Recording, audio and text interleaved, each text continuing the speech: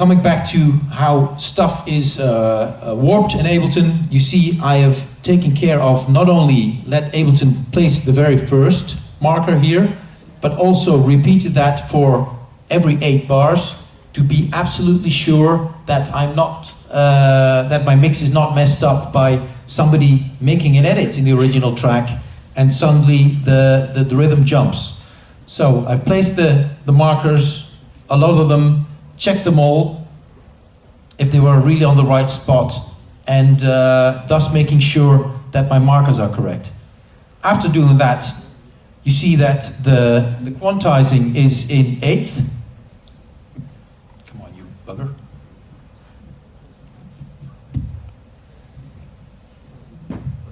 It'll work. Okay, got it. It's in beats, and it's in 8th. The same way as I would do it with analog tape, snip, snip, snip, snip, snip, snipping the track. I don't want to have it on transients, because then it will snip all over the place, it will make too many corrections, and I certainly do not want to use Complex or Complex Pro. Complex or Complex Pro you use for vocals only, long string sounds, and everything where the snipping in 8th or snipping in a full beat doesn't work. This is very, very important that you understand now what Ableton actually is doing, how Ableton is snipping into the sound to maintain the optimal quality of your track. If you can get away with, I'll give you an example. If I click on the first warp marker here, it will show the BPM. If I jump to subsequent ones, it will show the BPM here. So if I'm making a mashup like this, I'll be reading here what the BPM is and copying it up there. So I'll know that the track is running along in exactly the same BPM. When I've done that, then I can get away with Ableton doing its quantizing every beat, and I'll be sure that the sound is as unmodified as possible. If I go to the a cappella, I'll also have that in 8th. I could have used the other setting, Complex or Complex Pro, but it's a kind of harmonizing that Ableton then applies to your sound. And to keep it as clean as possible, first try simply having it on beats, having it on 8th. See if you can get away with that, and otherwise just keep it in on 8th. For this a cappella, the 8th still works. Maybe if you use it in solo, you'll actually hear how Ableton is snipping along. And they're like, it's better than yours, damn right, it's better than yours, I could teach you, but I have to charge. My milkshake brings all the boys to the yard. But the thing is, you know, once you add the track, the basic track to the a cappella you're already using, it will receive its dynamics, its full dynamics from the original track, and you won't even hear that the track is snipped up in that way. The other thing which you can do with Ableton,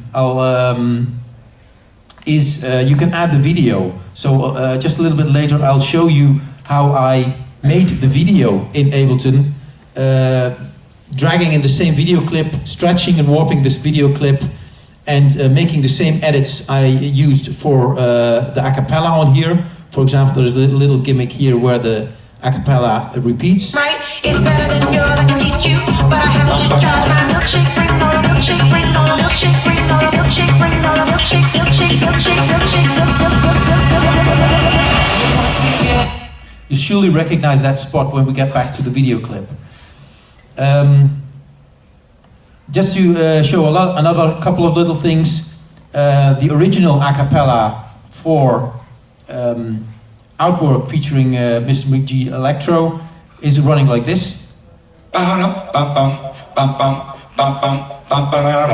Okay, there is also an a cappella for Kelly's, and the original a cappella, if I'll drag it out now, let's zoom in a little bit further, sounds like this.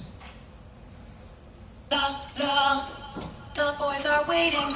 So I took a little bit of that, edited it up, sliced it up like this. And if you then add that to the other one, you end up with the girls singing along with the guys. Here we go, from there.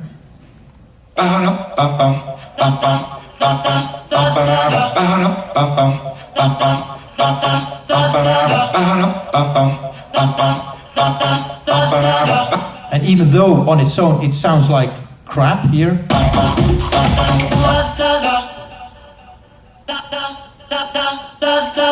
altogether you get away with it. And Ableton is, for a very great part, getting away with it. I've worked with analog software, and if I think back to the 80s, I cannot imagine that we ever got a track finished. When we needed backing vocals for the last 2 minutes of the track, we had the girl singers in singing the backing vocals for the last 2 minutes of the tracks, doing all the repeats because it was just a hassle of taking them off tape, flying them in from tape, and never be sure if you actually got the stuff sync again. So Ableton now is, for me, getting from A to B as fast as possible, cutting the corners, and getting to a great final result. I'll let you listen just a little bit from this thing because I want to move along as quickly as possible. Let you listen to a little bit of the mashup.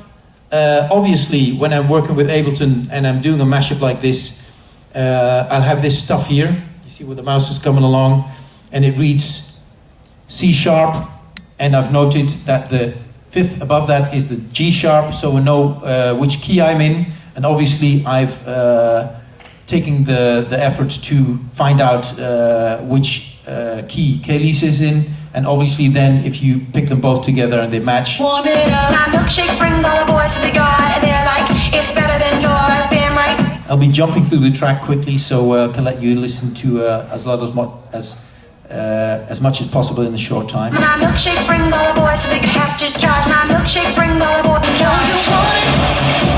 The thing that makes me, what the guys go crazy for. Okay, there's a little part in here with the 4, which I want to point out. What the guys go crazy for. So if I would let that play along normally, it would sound like... What the guys go crazy for. It could sound a little bit hectic here. So what I've simply done is I've taken this little part of the song, selected it, and you can just switch off the warp. So you'll know that that note, which is very crucial, will just play along unwarped. What the guys go crazy for. And you won't hear it in the rest of the track. But if you have, for example, a vibrato in the vocals, which is sped up too much by the warping, you can just actually take one of the notes. The thing that makes me, the thing that makes me.